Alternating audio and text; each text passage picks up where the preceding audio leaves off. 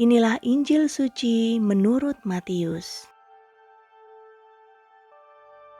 Sekali peristiwa, Yesus menyampaikan suatu perumpamaan lain lagi kepada mereka.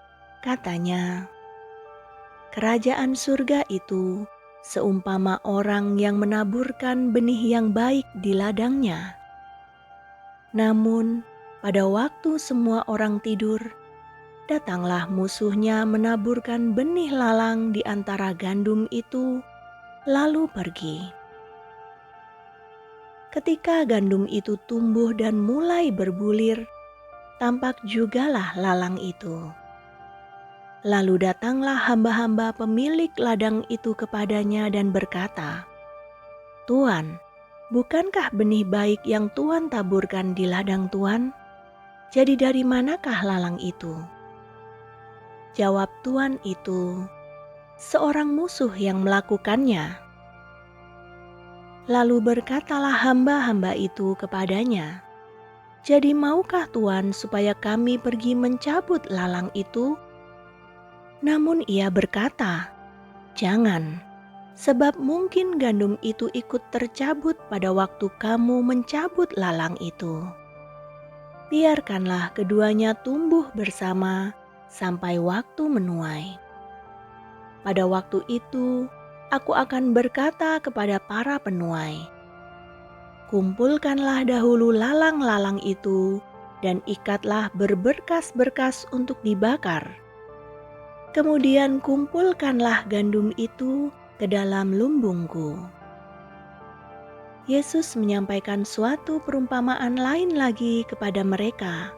Katanya, "Kerajaan surga itu seumpama biji sesawi yang diambil dan ditaburkan orang di ladangnya. Memang biji itu yang paling kecil dari segala jenis benih. Tetapi apabila sudah tumbuh, sesawi itu lebih besar daripada sayuran yang lain, bahkan menjadi pohon, sehingga burung-burung di udara datang bersarang pada cabang-cabangnya." Ia menceritakan perumpamaan ini juga kepada mereka. Kerajaan surga itu seumpama ragi yang diambil seorang perempuan dan diaduk ke dalam tepung terigu sebanyak 40 liter sampai mengembang seluruhnya.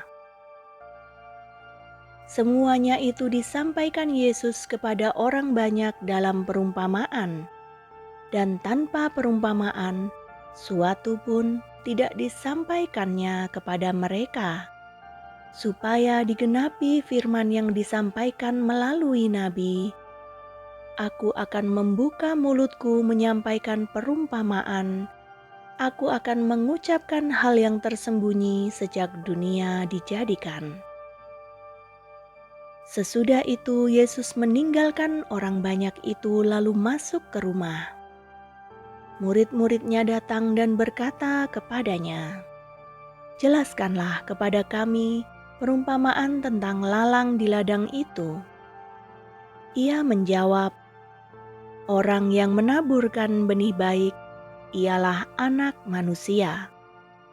Ladang ialah dunia.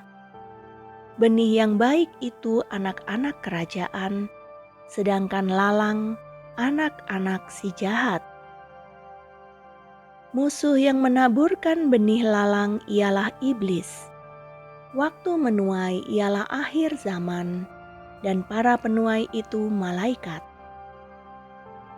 Jadi seperti lalang itu dikumpulkan dan dibakar dalam api, demikian juga pada akhir zaman. Anak Manusia akan menyuruh malaikat-malaikatnya, dan mereka akan mengumpulkan dari dalam kerajaannya segala sesuatu yang menyebabkan orang berbuat dosa dan semua orang yang melakukan kejahatan, lalu mencampakkan mereka ke dalam tungku berapi. Di sanalah akan terdapat ratapan dan kertakan gigi. Pada waktu itulah orang-orang benar akan bercahaya seperti matahari dalam kerajaan Bapa mereka. Siapa bertelinga, hendaklah ia mendengar. Demikianlah sabda Tuhan.